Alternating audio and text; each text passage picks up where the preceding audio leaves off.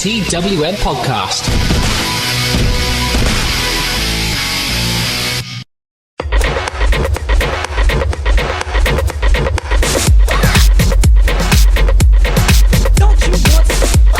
We are just one night away from the most corporate pay-per-view, not only of the year, but probably the decade, the millennia, in the history of the WWE. That's right, we're one night away from Money in the Bank, and we are going to go over all the goings-on from the leading episode from SmackDown. Hello, I'm Tom Walton, your host for Smack Talk.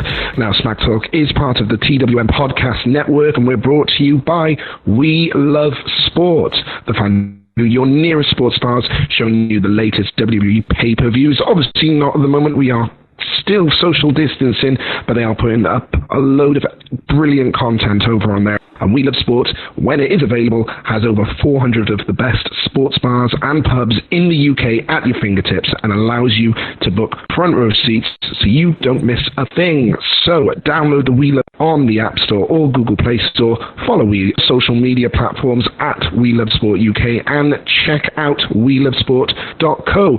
Also, we are still brought to you as well by WrestleCrate UK. Go and check out WrestleCrate right now. Use the code TWM Wrestling for up to free 3 items when you sign up for a monthly box. Just use the code TWM Wrestling at WrestleCrate.co.uk to get merchandise from all your favorite companies, from WWE, Impact, Ring of Honor, Progress, everyone. That's WrestleCrate.co.uk. Joining me as we review last night's SmackDown, we have got Rhys Thomas. Hello there, Rhys. Hello, pleasure to be here. A pleasure to have you join in on Saturdays, joining the show, Tom. For the listeners that might not know, Tom and I go back a number of years, so hope you're prepared for a new level of shit-chattery. That's our PG rating gone straight away, even though some of the content in SmackDown this week really wasn't PG. But we'll get into that in a bit. So let's look back at SmackDown. Seeing as we are one night away from Money in the Bank, the first headline that I'm going to put out there is anyone but Corbin. I think he needs to redeem himself from the time he cashed in but didn't win. That's exactly my thoughts. So, talking about the men's Money in the Bank, we start off throughout the night, little backstage segments. We've got King Corbin backstage, giving a normal King Corbin rant, basically berating everyone else in the Money in the Bank match. And I'm getting the sound of it. Does he want to commit murder? As he said about yeeting Rey Mysterio off the side of the building. Well, I mean, he's the king of SmackDown. Like, it's his kingdom. What he says goes. He can't prosecute himself. But Ray's Raw. Ray's Raw. I know I've been drafted to SmackDown now, but Ray's still on Raw. Ray is just... And it's on neutral ground. It's a corporate. Anyway, that's fine. I mean, Ray's getting yeeted. Yeah, okay. So, and also, how long can King Corbin keep on plugging his King of Win? Until... It's been about a year now. He's going to keep doing it until they hold the next King of the Ring. It seems like King of the Ring is something, it's not very regular. They just kind of bring it up as and when they want to give someone the King gimmick. It's basically, right, who do we have a heel who's not getting over at the moment? Oh, Corbin, yeah, okay, excellent. Oh, so who's going to... You know what, we're not getting into the King of the Ring talk at the moment, so let's not do that. So we also get a walk through the corporate tower, showing us exactly where these superstars could end up. And I just had a feeling, is this match on Sunday, is it going to be broken up throughout the show? So it starts at the beginning and we get shots all the way through the show with matches in between. Or is it going to be the 40, 50 minute slogfest that was the last man standing match at the PC during WrestleMania? I'm not sure. From what I've heard, they've already recorded it. So I guess they could... Yeah. Divide it up into little segments and play throughout the show. It would be pretty cool, but... I think that would be great. I mean, I remember, I think you were there, it was Fight Club Pro DTTI 2018, where you had Best Friends mounted, and they decided to turn the match into a last man standing match, so you just got them randomly appearing during the night.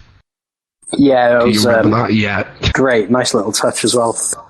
But yeah, I mean, we know the reason why they did that, because Best Friends were hungover, because someone decided to keep on buying them beers at 4 o'clock in the morning, Reese. But yeah, and also we get confirmation that both matches are happening at the same time, so that could be interesting. Oh, definitely. And they teased, both matches kind of intertwining, like, both matches happening at the same time as a possibility. Both matches could end up in the same room and clash. Yeah, and I don't know why, but this popped into my head. Even though he's not in the match, why have I just got a feeling that R-Truth is going to appear at some point? Yeah, I just think he's involved. I just think he's involved again, and something with. But there's going to be some interesting combinations. Anyway, to build up to this match, we have a multi-man tag match with Daniel Bryan, Drew Gulak, and mystery partner, not so mystery, Otis against King Corbin, Shinsuke Nakamura, and Cesaro, and it's one of your typical builds to a multi-man match.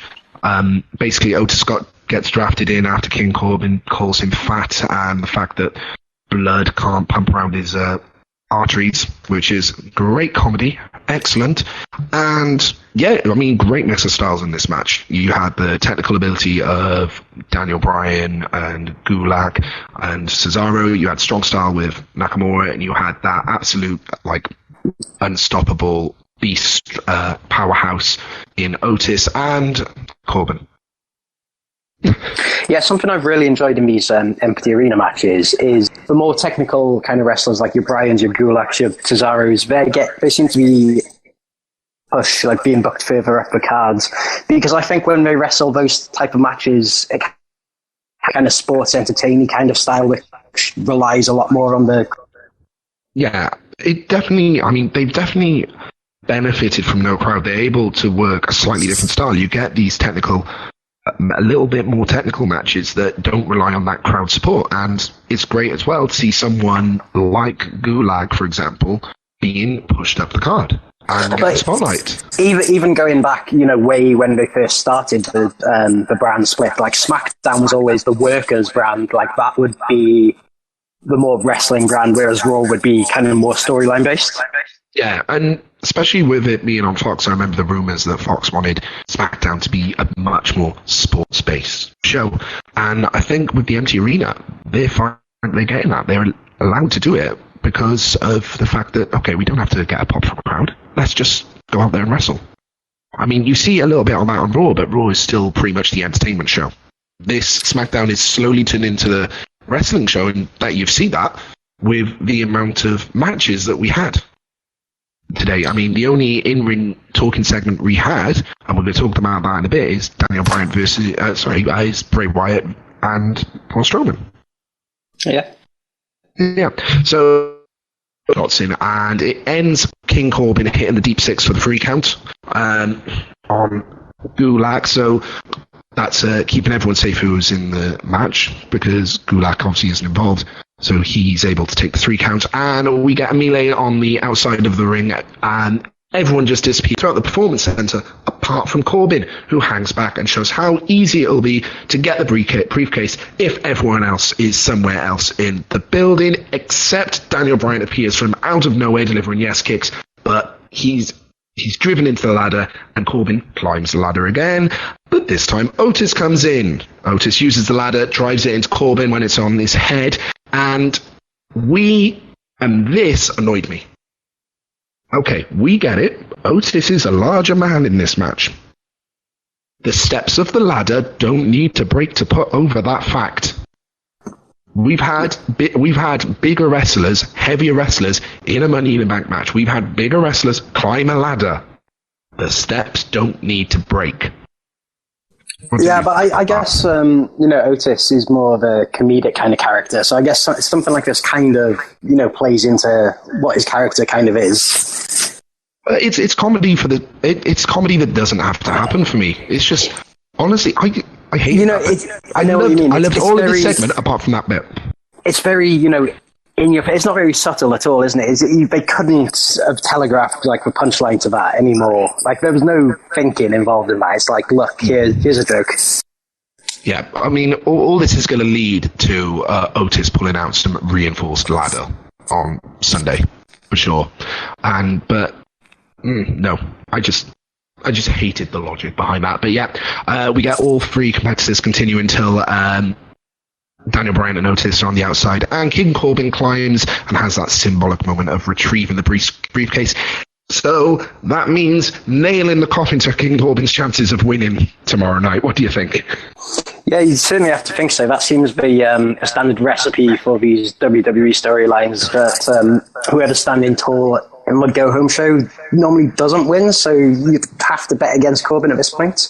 That being said, I did initially think Corbin would win, because I think Money in the Bank kind of works better with a kind of heel with a title, like a heel just a bit below the main event level, so that they can kind of jump up to main event level. You think like people like Bryan, AJ Styles, they can kind of get a title shot anytime anyway. They're at that level.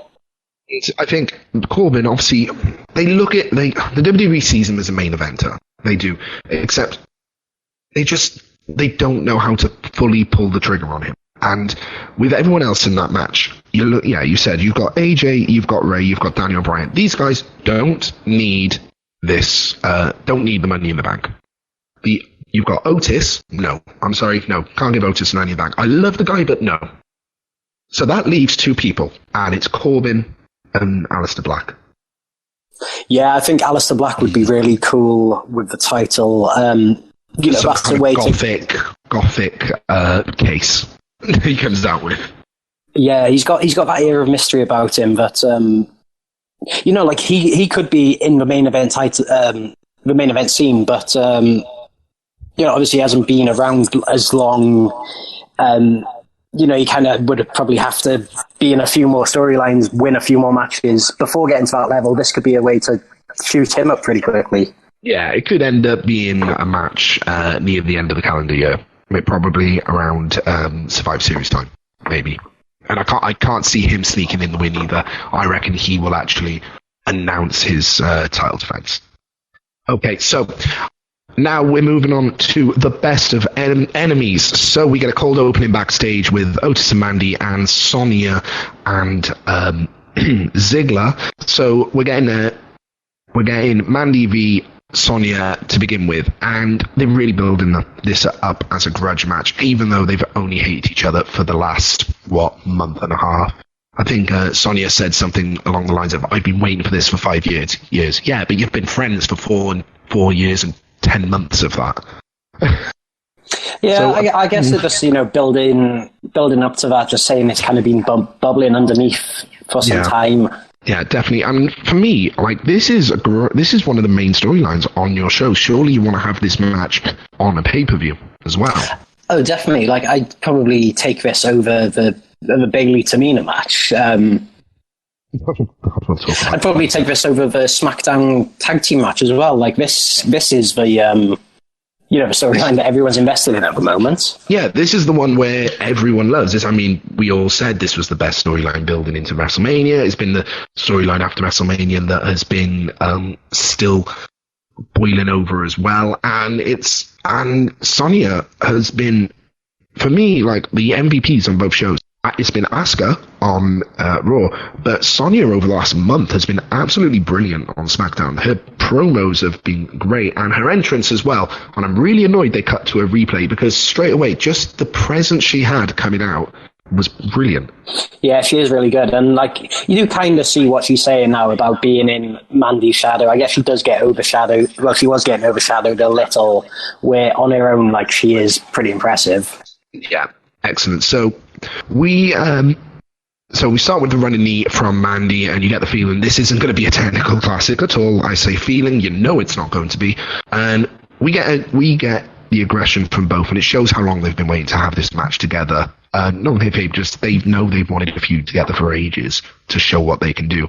And I've said it before, but both of these women could easily be the face of the SmackDown brand in the next year or so. What do you think? Oh yeah, definitely. You look at how popular Mandy is at the moment compared to maybe a year ago, or when she first came up to the main roster. That storyline has done absolute wonders for her. She's probably the biggest face in the SmackDown's women's division at the moment. Yeah. And then what they're doing with Sonya at the moment, it's still in the early stages, but that looks like it could have some legs, some big potential there. Yeah, for me, for Mandy, she just needs to keep on as she's going, just improve in the ring, and she is a star. With Sonya, they just need to let her be a bit more aggressive. She's got that MMA background. Let her show it more. She's got the ability. Just let her show that MMA background more, and she will rise up through those ranks really quickly. TWM podcasts are brought to you by We Love Sport, the fantastic app finding you your nearest sports bar showing the latest WWE pay-per-views. We Love Sport has over 400 of the best sports bars and pubs in the UK at your fingertips and allows you to book front row seats, giving you the best views of the action. You can also check out what sports are being shown over the next 7 days, making sure you don't miss a second of the action. Download the We Love Sport app on the App Store or Google Play Store. Follow We Love Sport on all social media platforms at We Love Sport UK and check out welovesport.co.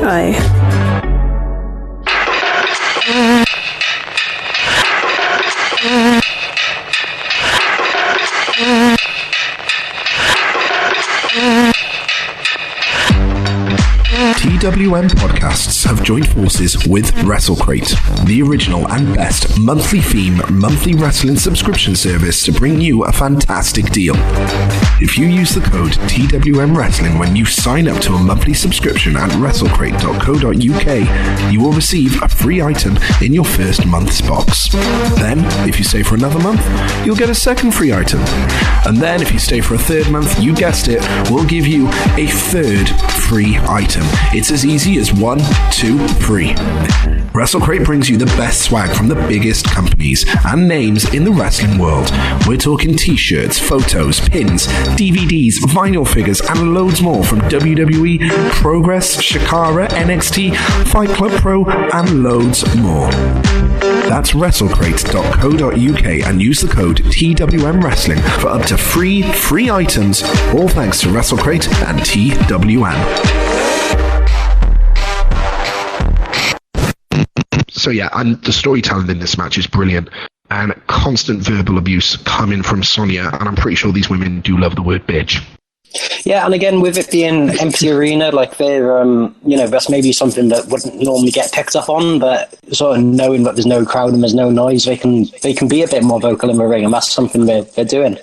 Yeah, this match this type of match benefited from not having an audience there, because I honestly feel like if we had an audience there and it was in somewhere like your Chicago's, your Philadelphia's, your New York cities, the audience would have turned on Mandy and probably chanted for Sonya, because we all know that a lot of people have been behind Sonya for a long time. Yeah, that's so this match really got her over as a heel. Yeah, I hadn't thought about that, but yeah, I actually agree with that. Yeah, and there was a bit of fighting on the outside of the ring, and this bit got me. Mandy threw Sonya over, and Charles Robinson was on the 8 count and stopped. Mate, keep up the rules. I hate inconsistency. It's like 7, 8. Mandy, you gotta get back in the ring. You're gonna get disqualified. You're gonna get counted out. Can you come back? I mean, it's been another 20 seconds. Okay, 9. Oh, there you go. You're back in now. It only took you a minute. Oh, honestly, I hate that.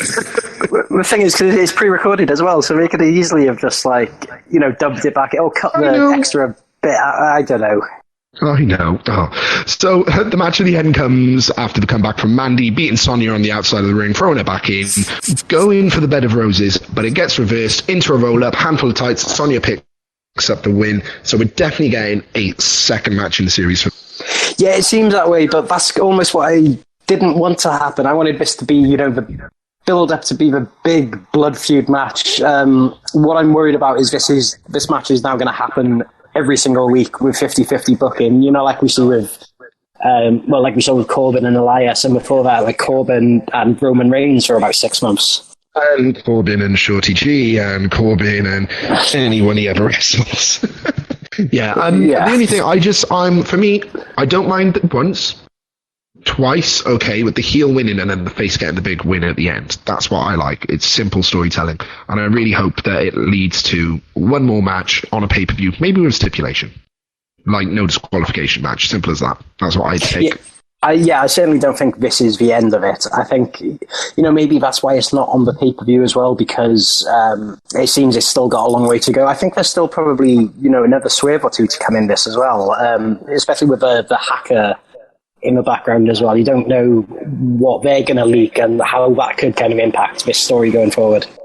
Also, the fact that Dolph, they showed at the beginning of the show, Dolph obviously still has feelings for Mandy, so that could play a little bit into it as well. There's a lot of different ways the storyline can go. And it's brilliant. Okay, and then all I'm just going to say is, come back and play with me. Obviously, we're talking about Bray Wyatt and Braun Strowman for the Universal Championship. We get a meeting inside the ring, so Braun comes out and tells us that Wyatt is deranged to think that he created the Monster Among Men, and he wants him out in the ring face-to-face now. Brian comes out in his Firefly Funhouse attire, and he tells us that he knows what's best for Braun, that he can be special, just like Bray Wyatt. Now, for me, having Braun Strowman as a character in the Firefly Funhouse, that could be really interesting. Because we've seen this, obviously we know he's a monster, but at times he can have that cheesy little bit of comedy, like when he's going, bye, bye. And for me, that does get a little giggle out of it. But that would be interesting.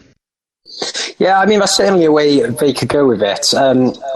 I think Braun's at his best when he is the unstoppable monster, like when he's just, he doesn't play around, he just gets up and screams like, I'm Braun, no one can stop me. Like, a couple of weeks back when they did the segment with Alexa Bliss and Nikki Cross, like, that's the kind, that kind of annoyed me a little bit. I think that's the kind of thing they should be keeping Braun away from. But obviously I do see as well, he's the champion, he's the face of the company.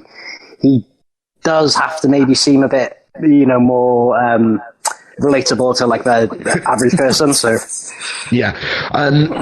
But then again, I was thinking about, if it's in the Firefly Funhouse, it's a different realm. It could be like Bray Wyatt's got control of Braun Strowman, so it's an excuse for him to act that bit silly. And then when he finally escapes from the Funhouse, then complete monster, unstoppable again.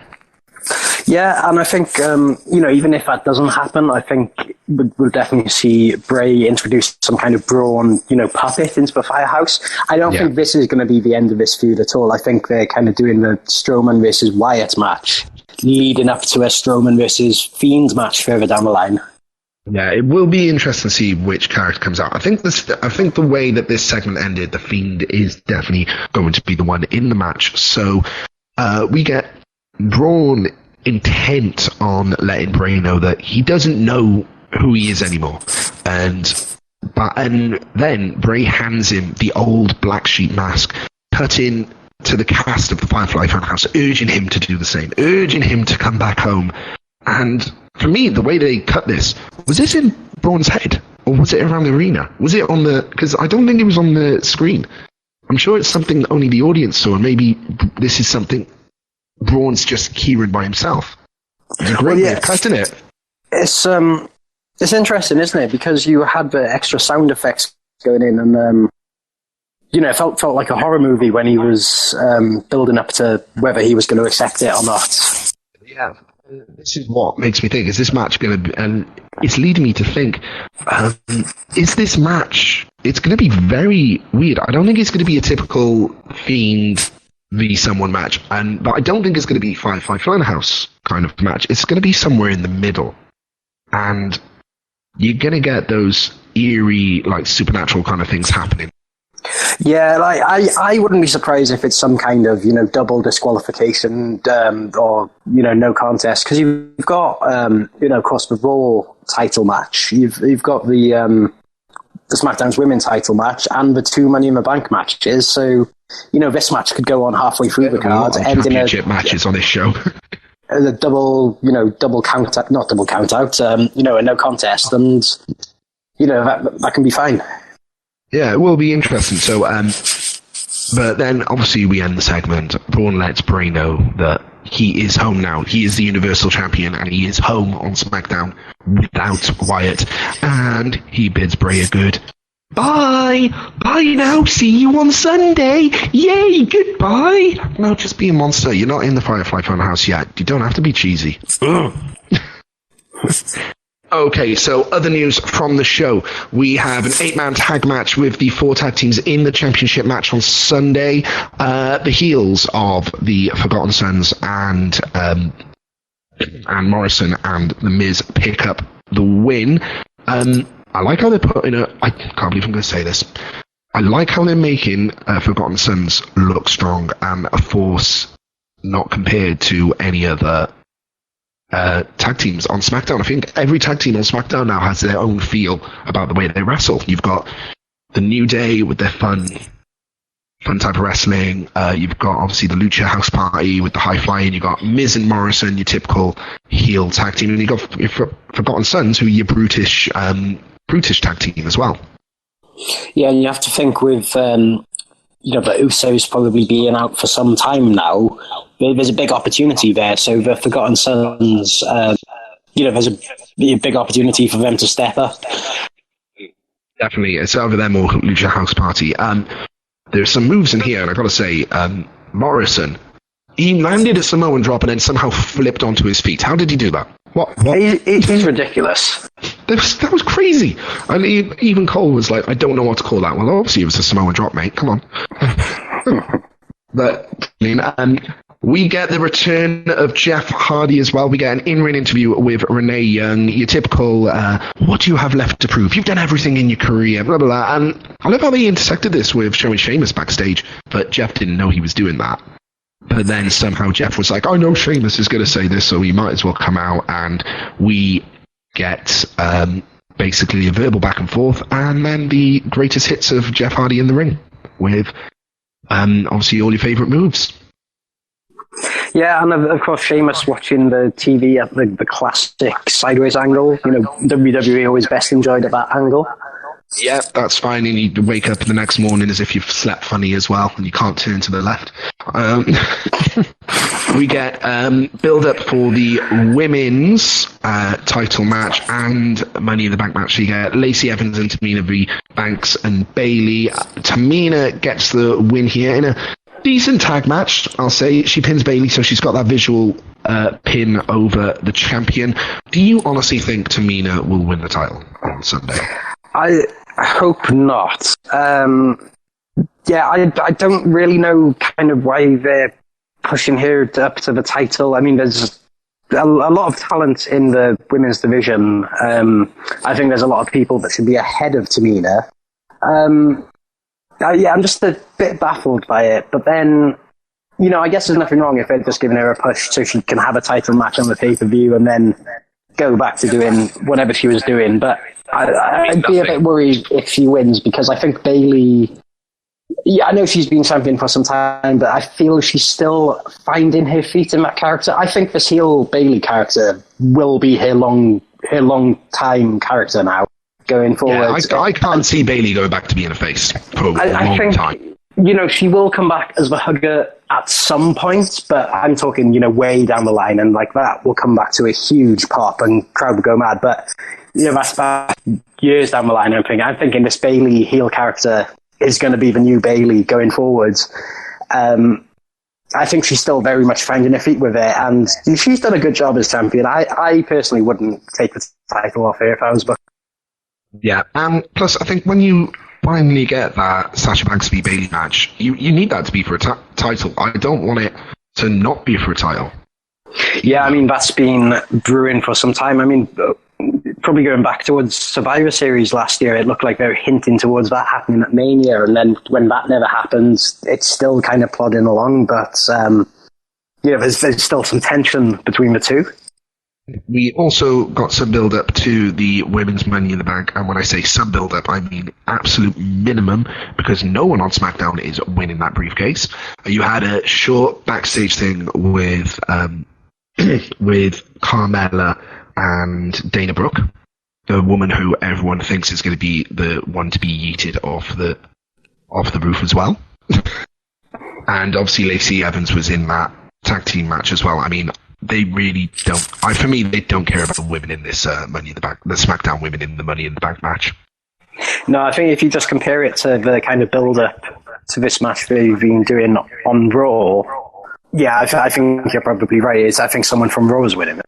Yeah, they've really just put it to the side, the SmackDown women participants, which is a shame, because you've got a former winner in Carmella, you've got Lacey Evans, who they've been building quite strong over the last 6 months, and Dana Brooke. But then again, can you really compare that to an Asuka, to a Shayna Baszler, to the one-woman injury machine, Nia Jax? For any first-time listeners, you will learn I hate Nia Jax, and she needs to get off my screen.